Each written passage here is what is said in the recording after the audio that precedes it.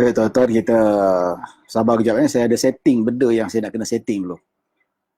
Internet agak slow pada hari ni. Minta maaf, jadi ambil masa sikit. Maaf, lambat lewat. Saya tengah tak bercakap ni, orang kata kenapa lah tak mula-mula ni. Memang tak mula sebab tengah tunggu. Tengah tunggu ni nak apa, tengah ada benda yang nak disettingkan.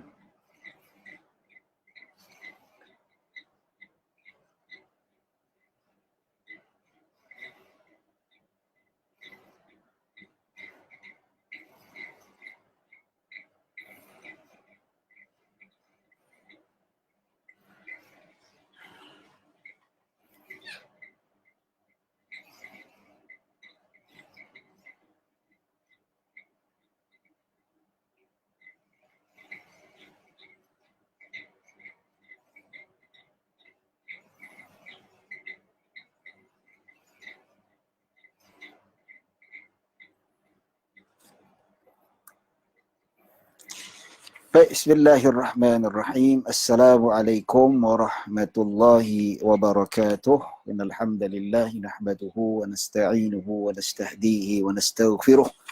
Wa na'udzu billahi min shururi anfusina wa min sayyiati a'malina. Man yahdihillahu fala mudhillalah wa man yudlil fala hadiyalah. Asyhadu an la ilaha illallah wahdahu la syarikalah.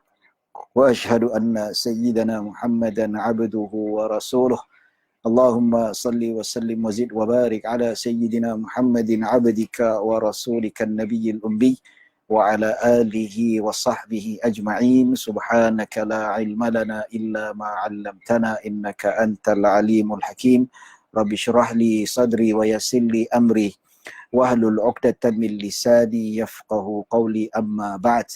Alhamdulillah, tuan-tuan dan puan-puan yang dirahmati Allah Subhanahu wa taala, bersyukur pada Allah atas nikmat serta limpahan kurniaan yang Allah Subhanahu wa taala berikan kepada kita, yang mana kita dapat berhimpun pada malam yang berbahagia ini untuk kita meneruskan pengajian fiqh puasa, yang mana kita terhenti pada penghujung bab puasa-puasa sunat, yang mana saya cuti selama lebih kurang 3 hari. Alhamdulillah, berkat doa tuan-tuan dan puan-puan, dapat saya kesembuhan daripada Allah Subhanahu wa taala, kesembuhan dengan izin Allah Subhanahu wa taala. Syukur alhamdulillah. Yang mana 3 hari ni saya tersalah makan, perut memang sakit sungguh. Sakit dan badan lemah, rasa badan. Takut jugalah kan, tapi alhamdulillah berkat doa tuan-tuan dan puan-puan, rakan-rakan sekalian, saya pun diberikan kesembuhan oleh Allah Subhanahu wa taala. Maka inilah nikmat yang Allah Subhanahu wa taala berikan, daripada saya rasa perlu kita jadikan ia sebagai kesyukuran yang kita panjatkan kepada Allah Subhanahu wa taala. Harta yang banyak tapi tak sihat pun kita rasa macam dunia ni macam tak berapa nak kena. Kena juga kalau kita dah menjalani kehidupan ini, Allah tarik nikmat kesihatan, maka itulah salah satu nikmat besar yang Allah tarik daripada kita. Alhamdulillah, saudara Abbas Syahrizal daripada JDT, alhamdulillah saya semakin sihat, bagus nampaknya, alhamdulillah. Mana sudah saya sampai ke tahap yang mana Allah Subhanahu wa taala berikan kesihatan pada diri saya. Baik tuan-tuan dan puan-puan rahmati Allah Subhanahu wa taala, kita dah bincangkan pada perbincangan yang lalu, iaitu puasa-puasa sunat. Apakah yang dimaksudkan puasa-puasa sunat? Ada puasa yang berulang-ulang setiap tahun, iaitu puasa Arafah dan begitu puasa Ashura, yang disunatkan berpuasa pada 9, 10 dan 11, ataupun 2 hari kalau tak dapat 9, 10, 10, 11. Dan tidak digalakkan berpuasa pada 10 hari saja. Sebab apa? Nabi kata kalaulah dihidup pada tahun ke-10 Hijrah, Nabi akan berpuasa pada 9 dan 10 untuk berbeza dengan puasanya orang Yahudi. Jadi kalau berpuasa pada hari yang ke-10 saja, bermaksudnya menyamai ibadah yang dilakukan oleh golongan Yahudi. Dan antara lain puasa hari Arafah, iaitu pada 9 Zulhijjah, sebelum hari raya tu. Yang mana kita kenalah ikut takwim yang telah ditetapkan oleh tempat yang kita duduk. Pemerintah yang dah tetapkan. Tak boleh orang kata saya nak puasa Arafah ikut wukufnya jemaah haji dekat Mekah. Tak boleh. Tak boleh, saya dah terangkan. Tidak boleh sebab matlak kita berbeza. Maka wajib ikut matlak yang mana telah ditetapkan orang yang nampak anak bulan. Puasa kena tengok anak bulan, dan begitu juga mestilah kita berhari raya menengok anak bulan. Tak boleh kita tengok matlak yang bukan tempat kita. Kita kena tengok matlak yang mana telah ditetapkan macam mana nampaknya bulan Zulhijjah ataupun tidak, dan bila berlakunya hari Arafah itu. Dan begitu juga puasa yang berulang-ulang berdasarkan pengulangan tahunan, iaitu puasa 1 ke 9 Zulhijjah, termasuklah puasa Arafah, yang mana disebutkan pada perbincangan yang lalu, iaitu antara puasa yang banyak kedudukannya, banyak manfaatnya, yang seperti mana yang kita lihat yang banyak pahalanya, iaitu ada 10 Zulhijjah yang pertama. 10 Zulhijjah pertama tu disunatkan kita banyak berpuasa, dan disunatkan kita banyak baca Al-Quran, dan disunatkan kita membaca zikir-zikir ataupun selawat ke atas Nabi SAW, dan memperbanyakkan solat sunat, yang mana kita mengabdikan diri pada Allah Subhanahu. Baik, tuan-tuan dirahmati Allah Subhanahu Wa Taala. Jadi kita dah masuk, ada juga puasa yang berulang-ulang berdasarkan bulanan, iaitu puasa hari-hari putih, dan begitu juga puasa hari-hari hitam. Jadi kalau kita nak tahu lebih panjang berkaitan dengan puasa hari-hari putih, iaitu puasa yang diamalkan oleh Nabi SAW, dan begitu juga puasa hari-hari hitam, iaitu 28, 29 dan 30, yang juga diikrarkan oleh Nabi SAW dalam hadis yang diriwayatkan oleh Imam Bukhari. Maka kalau kita nak tahu seseorang itu perlu dia lakukan ataupun tidak, mesti dia benda itu dia lakukan ataupun tidak, mestilah dia ikut amalan Nabi SAW. Dia ikut seperti mana yang diajar oleh Nabi SAW, iaitu puasa-puasa sunat yang dianjurkan. Ya, kalau nak tahu macam mana, boleh tengok pada rujuk perbincangan saya pada siri yang ke-11. Begitu juga ada puasa yang berminggu-minggu menurut turutan mingguan, iaitu puasa Isnin Khamis. Ini digalakkan. Ya. Jadi puasa bulan-bulan haram, puasa pada bulan Syaban juga diraikan dan digalakkan dan disunnahkan oleh Nabi SAW. Baik, kita masuk pada perbincangan yang seterusnya. Wa yukrahu ifradul jumu'ati was-sabti wal ahadi. Wa afdhalus siyami saumu yaumi wa saumu fitrin wa fitru yaumin. Disebutkan bahawa dimakruhkan berpuasa pada hari Jumaat secara bersendirian, dan hari Sabtu dan hari Ahad. Maksudnya kita nak puasa pada hari Jumaat bersendirian, tidak disusuli sehari sebelum, dan begitu juga tidak disusuli sehari selepas. Ini hukumnya makruh. Ya. Pasal apa makruh disebutkan oleh Al-Imam Ibn Hajar? Ya, pasal apa? Ada larangan Nabi SAW. Ya. Sahha min nahihi SAW. Sebab apa ada larangan? Larangan Nabi ni makruh. Kalau kita salat bersendirian, iaitu jangan khususkan puasa pada hari Jumaat. Dan di sini kecuali disebutkan illa ayyasuma yauman qablahu au yauman ba'dahu. Hilang makruhnya kalau kita pairkan. Contoh, kita nak puasa hari Jumaat, kita puasa hari Khamis, sambung hari Jumaat. Ataupun kita puasa hari Jumaat dengan niat nak pairkan dengan hari Sabtu. Itu tidak menjadi masalah. Itu dibolehkan, itu dibenarkan oleh Islam itu sendiri. Antaranya disebutkan hikmah kenapa liyataqawwa bi fitrihi 'ala al-wadha'if ad-diniyah. Kerana apa? Hari Jumaat adalah hari ibadah. Hari kita digalakkan banyak beribadah dan mengabdikan diri pada Allah Subhanahu Wa Taala. Hari Jumaat penghulu segala hari, yang dinyatakan oleh baginda sallallahu alaihi wasallam, jelas. Dan penghulu sebagai hari itu dia ada fadilat yang khusus. Iaitu fadilat yang mana Allah Subhanahu Wa Taala letakkan pahalanya lebih. Ia berbeza daripada hari-hari yang lain. Sehingga kan pada hari Jumaat yang disebutkan dalam hadis yang diriwayatkan oleh Al-Imam Muslim, yang mana Nabi SAW bersabda bahawa pada hari Jumaat pokok-pokok, kayu kayan, begitu juga gunung ganang, batu bata, binatang-binatang selain manusia lah, mereka akan takut pada hari Jumaat. Sampai hari Jumaat mereka rasa gemetar dan rasa takut. Kenapa makhluk-makhluk Allah selain daripada manusia dan jin ni tuan-tuan mereka takut kepada hari Jumaat? Sebab hari Jumaat ini dinyatakan ya dalam hadis yang sahih berlakunya hari kiamat. Setiap hari Jumaat sampai saja binatang-binatang, pokok-pokok, gunung gandang semua takut. Ulama hari Jumaat suspend lah, hari ni kiamat ke tak kiamat? Semua takut. Dan ulama kata ketakutan makhluk-makhluk Allah selain manusia dan jin ni menyebabkan mereka berzikir, mengingati Allah Subhanahu Wa Taala, mengagung kebesaran Allah sebab takutnya mereka. Yang tak takut siapa? Manusia. Maka hari Jumaat adalah hari yang kita digalakkan banyak beribadah.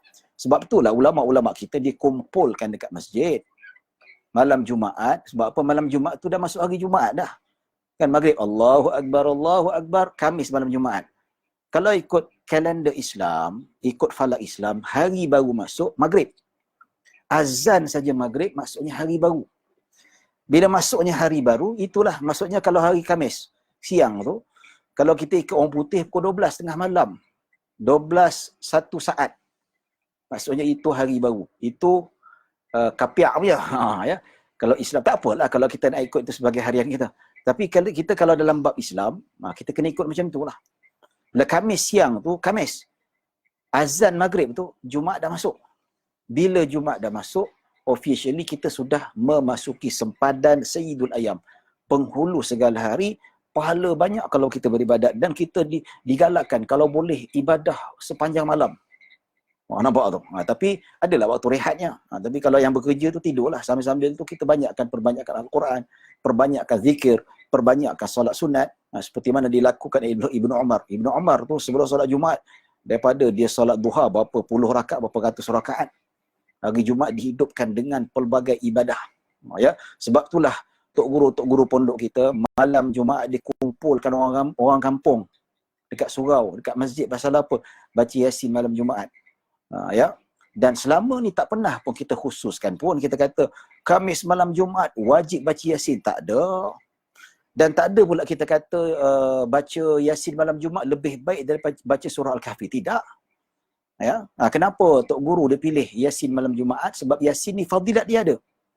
Sebut kalau kita buka surah Al-Kahfi, surah Yasin, tafsir surah Yasin daripada tafsir Ibn Kathir, kita akan lihat bagaimana Imam Ibn Kathir menyelaraikan fadilat surah Yasin.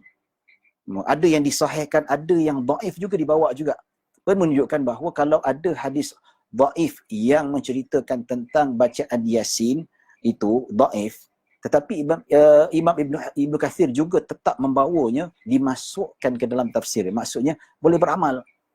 Ya. Dan ada juga dalam kitab sebahagian daripada kitab musnad yang tidak terkenal, yang mana bacaan fadilat Yasin malam Jumaat. Ada fadilat tapi hadisnya dhaif, hadis lemah. Tapi lemah as long yang tidak sampai ke martabat dhaif jiddan, maka boleh beramal, tidak menjadi masalah. Jadi baca Al-Quran, jadi baca Yasin ni mudah, tak panjang, tak pendek.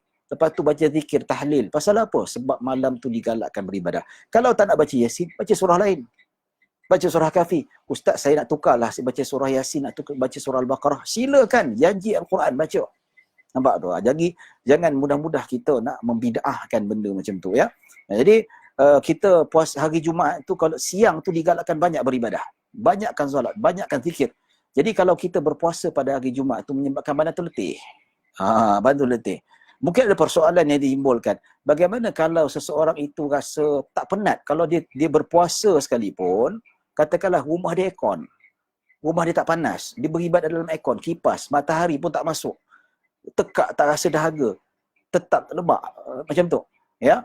Tapi di sini, para ulama' mengatakan, pendapat yang muktamad dalam mazhab Syafi'i, walaupun badan kuat disebabkan berpuasa, yang menyebabkan dia mampu untuk meneruskan puasanya, maka hukumnya tetap juga makruh kalau berpuasa pada hari Jumaat bersendirian. Orang kata, saya nak puasa pada hari Jumaat bersendirian. Tak nak sebelum, tak nak selepas. Dengan alasan, saya kuat. Walaupun saya berpuasa, saya tetap juga akan dapat melaksanakan ibadah-ibadah sunnah. Menghidupkan hari Jumaat dengan ibadah. Mungkin itu alasan yang diberikan. Ya. Tetapi ulama-ulama Syafi'iyah mengatakan bahawa hukumnya tetap makruh. Kalau tidak, dipairkan ataupun dipasangkan dengan sehari sebelum dan sehari sebelah. Kenapa pula? Elah dia dah hilang, dah kuat. Itu bukan elah, itu hikmah. Elah sebab kenapa dimakruhkan? Sebab ada larangan Nabi SAW. Ya? Dan begitu juga dimakruhkan berpuasa pada hari Sabtu bersendirian. Kenapa dimakruhkan? Sebab hari Sabtu itu adalah hari yang mana berkumpulnya orang-orang Yahudi untuk membesarkan harinya. Macam kita hari Jumaat adalah hari raya untuk kita beribadah. Manakala Yahudi mereka memilih hari Sabtu. Mereka memilih hari Sabtu. Ya. Jadi kalau kita tengok golongan Yahudi, golongan Nasrani ini sebenarnya kalau ikutkan dalam hadis-hadis yang sahih, yang mana dalam Sahih Muslim dan Sahih Bukhari, sebenarnya hari Jumaat ni untuk kita semua, bukan untuk umat Nabi Muhammad sallallahu alaihi wasallam, iaitu umat Bani Israel, nabi-nabi sebelumnya. Dalam hadis yang sahih iaitu Allah bagi keistimewaan hari Jumaat ni bukan pada umat Nabi Muhammad sallallahu alaihi wasallam. Tak percaya boleh buka dalam kitab fiqh manhaji bab solat Jumaat. Dia ada lampirkan hadis ini dan diterangkan bahawa orang Kristian pun, orang Yahudi pun memang Allah kurniakan keistimewaan hari Jumaat, tapi mereka tolak.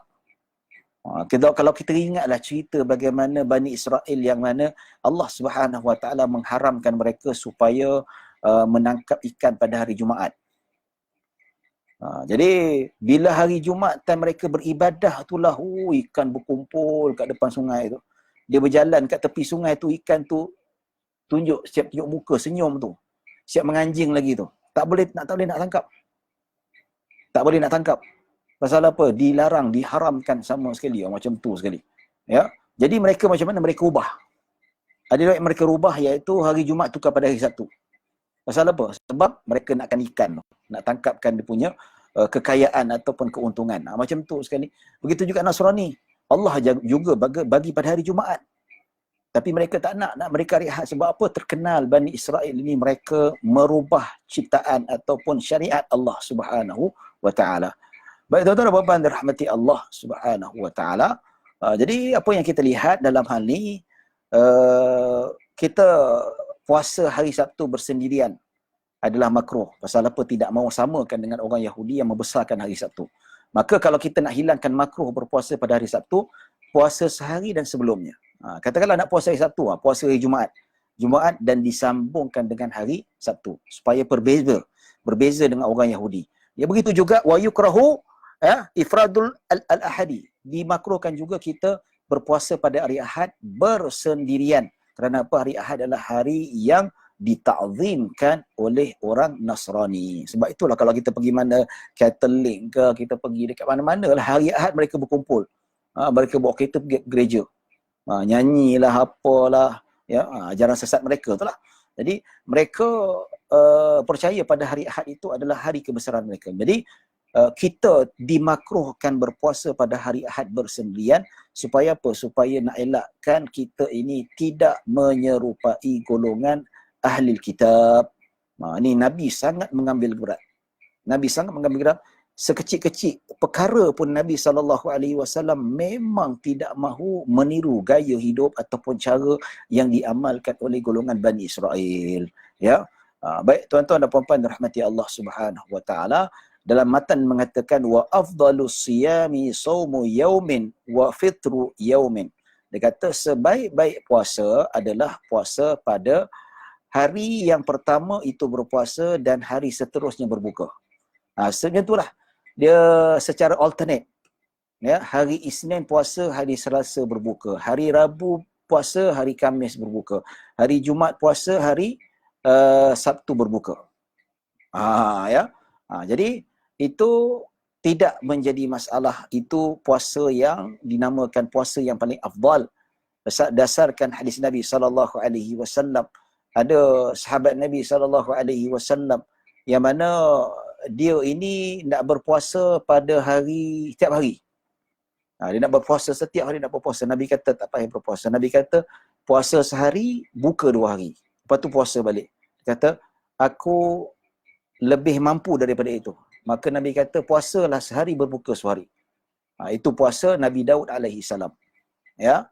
Dan lelaki tu kata lagi, ya, aku lebih mampu daripada itu. Maka Nabi SAW kata, itu seafdal puasa. Itu afdalu siyami siyamu Daud kana yasumu yauman wa yuftiru yauman. Ya, sebaik-baik puasa adalah puasa Nabi Daud alaihi salam, iaitu baginda berpuasa 1 hari dan berbuka sehari. Jadi macam itulah bertukar-tukar. Ya, dan laki tu berkata, sahabat kata, wahai Rasulullah, aku lebih mampu daripada itu, iaitu aku nak berpuasa setiap hari. Setahun ada 360 hari, aku nak berpuasa sepanjang tahun. Penuh 360 tu. Wah, macam tu sekali. Maka Nabi SAW kata, la afdala min dhalik. Maka tidak afdal nak berpuasa. Tidak ada lebih afdal daripada ini. Maksudnya, cukuplah berpada-pada. Tak payah berpuasa hari-hari. Cukuplah berpuasa kalau betul-betul nak ingin berpuasa, kuat berpuasa, sehari berpuasa dan sehari berbuka puasa. Ya. Baik tuan-tuan dan puan-puan dirahmati Allah Subhanahu wa taala, berbalik pada persoalan dia kata bagaimana kalau seseorang itu dia berpuasa Nabi Daud, dah biasa dah. Ya. Hari ini dia puasa, hari Isnin, Selasa buka, Rabu puasa, Khamis buka, Jumaat puasa, Sabtu buka. Kan hari Jumaat itu bersendirian. Di sini tidak dikira sebagai makruh. Sebab apa? Dia nak niat puasa Nabi Daud alaihi salam. Dia tidak menjadi masalah. Sebab apa? Dia bukan untuk berpuasa niat untuk puasa hari Jumaat saja, tidak, tapi dia nak mengikuti sunnah yang Nabi SAW kata seafdal-afdal puasa Nabi Daud alaihi salam. Itu tidak menjadi masalah. Ya. Baik tuan-tuan dan puan-puan rahmati Allah Subhanahu wa taala. Begitu juga kalau puasa Nabi Daud itu melibatkan terpaksa berpuasa pada hari Ahad secara bersendirian ataupun berpuasa pada hari Sabtu secara bersendirian, itu tidak makruh, disebutkan oleh para ulama. Baik tuan-tuan dan puan-puan rahmati Allah Subhanahu wa taala. Okey, dah habis dan disebutkan juga tambahan, ya, tidak ada dalam matan tapi disebutkan oleh Imam Ibn Hajar. Dia kata yuhramu 'alal mar'ati tatawwu'u ghairi Arafata wa Ashura bi ghairi izni zawjiha al-hadir. Ya. Dia kata haram ke atas wanita berpuasa sunat selain pada hari Arafah dan Ashura tanpa izin suaminya yang hadir, au alima ridahu, ataupun tanpa pengetahui, au bi ghairi ilmi ridahu, tanpa dia ketahui, tanpa dia tahu tentang keredaannya. Ya, pasal apa? Linahyi anhu, pasal apa? Ada larangan daripada Nabi SAW. Ya, pasal apa? Sebab apa? Dalam hadis Nabi SAW, Nabi kata tidak boleh seorang wanita itu berpuasa wa zawjuhal hadir illa biidnih. Maksudnya tidak sepatutnya wanita itu berpuasa ketika suaminya ada, kecuali dengan izinnya. Di sini adakah semua puasa wanita tidak boleh terus puasa saja, ataupun adakah semua puasa mesti minta izin? Di sini ulama kata kalau puasa fardu tak payah minta izin. Kalau puasa fardu teruskan saja, itu hak Allah Subhanahu wa taala. Ya, yang kena minta izin puasa sunat sahaja. Tapi adakah puasa sunat semua kena minta izin? Tak semua. Yang tak perlu minta izin disebutkan dalam kitab Al-Manhajul Qawim, iaitu puasa Arafah dan puasa Ashura. Itu sahaja. Yang lain Isnin Khamis, puasa Zulhijjah, puasa bulan-bulan haram, puasa hari-hari putih, puasa hari-hari hitam. Maka di sini hukumnya haram kalau isteri itu berpuasa tanpa izin suami. Ya, kena ingat, ya. Ada 3 saja jenis puasa yang perempuan tak payah minta izin, iaitu puasa yang wajib. Puasa wajib apa? Puasa qada, puasa kafarah, ya, puasa nazar. Ya, dia tak payah minta izin. Dia wajib melaksanakan itu, hak Allah. Maksudnya patut utamakan, itu wajib mengutamakan hak Allah berbanding daripada hak suami itu sendiri. Dan kedua yang tak perlu minta izin iaitu puasa-puasa sunat hari Arafah dan hari Ashura. Itu saja. Pasal apa? Sebab 2 puasa ini yang tahunan yang Nabi SAW itu puasa yang sangat-sangat dituntut. Puasa-puasa yang sangat dituntut. Jadi puasa yang rawatib ni, puasa muakkad ni tak perlu minta izin. Tapi selain daripada 2 ni, daripada yang wajib Arafah dengan Ashura ni, wajib kena minta izin. Dengan syarat zaujuhal hadir, isterinya, suaminya ada. Maksudnya duduk sama-sama satu rumah, ya. Tapi kalau suami dekat outstation, katakanlah hari ni dia puasa, nak puasa Isnin Khamis, tapi suami tak ada dekat Kuala Lumpur, suami dia ada bertugas dekat Kedah katakanlah, ataupun suami dia balik Kedah pergi rumah yang lain. Ada 2 orang isteri. Dia yang pertama pergi balik rumah madu dia. Katalah suami dia tak ada present dekat pada hari itu. Hari tu hari Isnin, besok hari Isnin nak puasa atau tidak. Tapi suami outstation, minta izin tak? Tak payah. Sebab apa? Suaminya tak hadir, tidak wujud di hadapan matanya. Yang wajib minta izin kalau suaminya duduk sama-sama. Walaupun suami pergi kerja, pada hakikatnya suami akan balik rumah juga. Ya, kalau suami pergi jaga perbatasan di kat sempadan, askar, polis dan sebagainya, jauh-jauh iaitu 2 marhalah dan sebagainya, maka itu dikira wajib meminta, tidak wajib meminta izin. Ya, pasal apa? Ada larangan Nabi SAW. Ya, baik tuan-tuan dan puan-puan rahmati Allah Subhanahu Wa Taala, puasanya sah atau tidak? Puasanya sah, tetapi tidak mendapat pahala, hukumnya haram kerana melanggar perintah Nabi SAW. Pasal apa? Ini hak suami. Hak suami perlu dijaga, terutamanya lah kan kalau kita tak minta izin. Kadang-kadang sebab apa? Ya, saya nak tanya, kalau kita belajar ilmu fiqah, belajar mazhab Syafi'i lah, ya, secara jujur lah. Maksudnya tanggungjawab isteri itu mana lebih utama? Memasak ke, mengemas ke, ataupun melayani kehendak suami? Kehendak kelamin suami. Ini cerita bukan cerita lucah, tapi nak cerita dari segi sudut amanah ilmu. Ya, menurut majoriti ulama, yang wajib isteri lebih utama iaitu melayani kehendak suami selagi mana dia mampu. Tak bolehlah nak layan kehendak suami itu kalau suami itu dalam keadaan isteri dalam keadaan haid. Dalam keadaan haid, isteri kata, saya nak juga. Tak boleh, macam tu haram.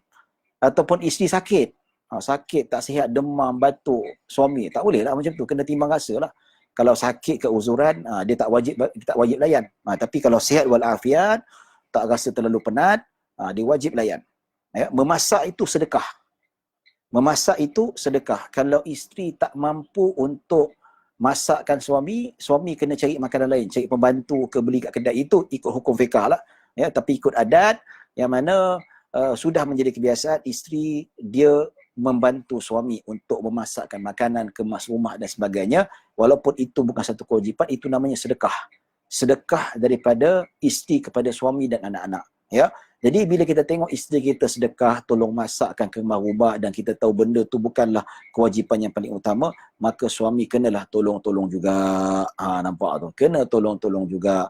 Dan isteri pula bila dengar cakap saya, ni bukan fatwa saya, ini fatwa Imam Nawawi, fatwa mana-mana mazhab lah, Maliki, Syafi'i dikatakan. Jangan pula, ustaz kata isteri masak kemas rumah ni sedekah, bukan wajib pun.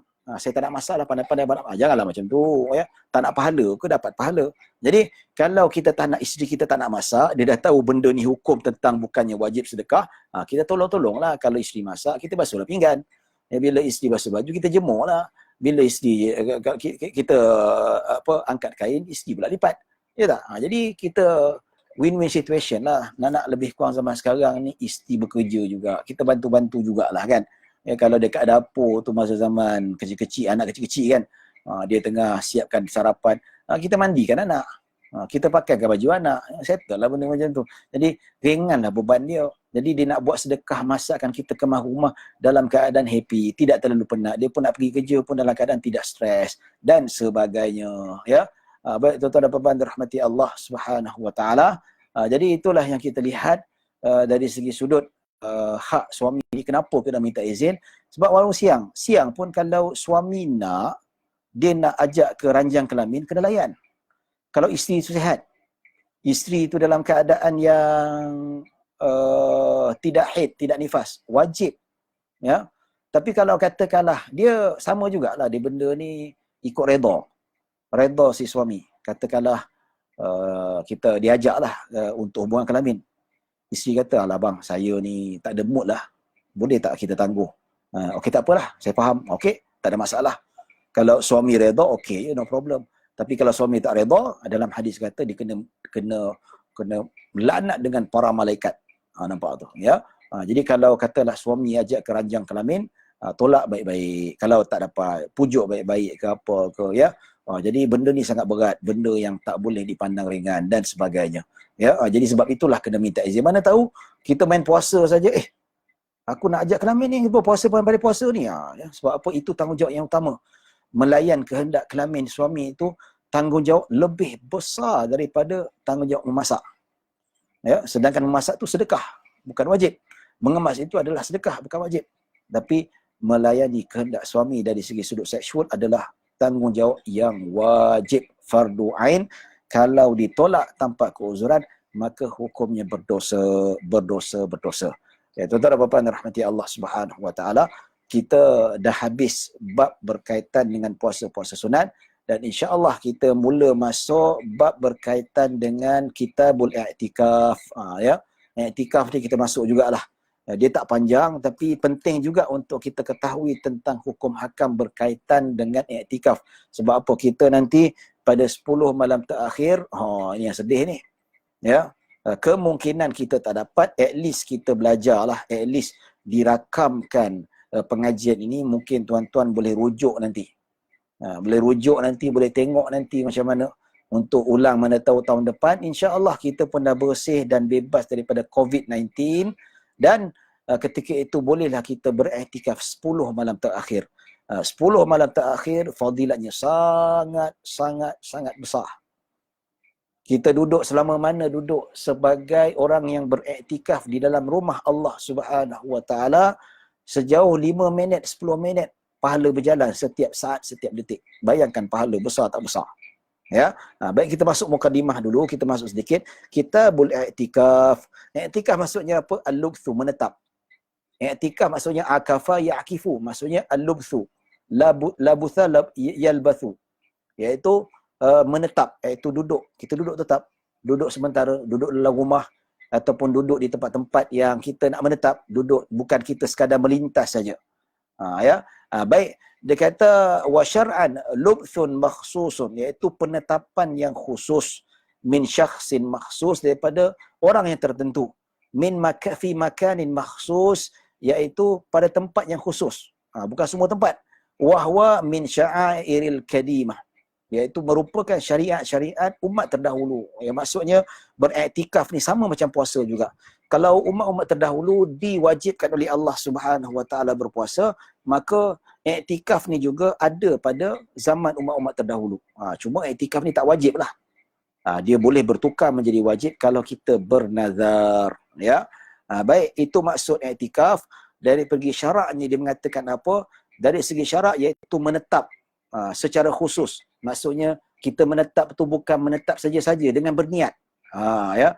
Bukan kita masuk dalam tu pasal apa kita nak tidur, tidak. Kita memang nak beribadat, menetap dalam masjid.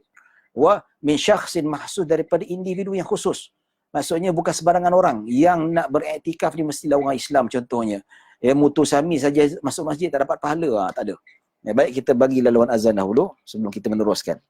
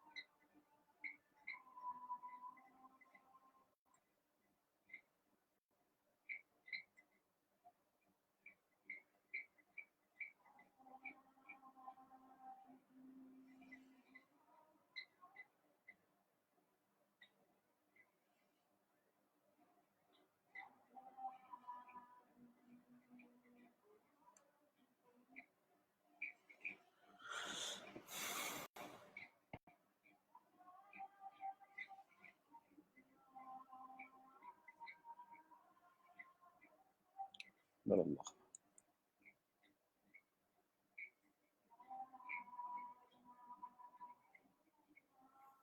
La ilaha illallah. Allahumma rabb hadhihi as-salati al-qa'imah ati sayyidina Muhammadin al-wasila wa syarfa wa darajatal 'aliyah. Baik, tuan-tuan dan puan-puan yang dirahmati Allah Subhanahu Wa Taala, alhamdulillah. Jadi iktikaf ni satu pahala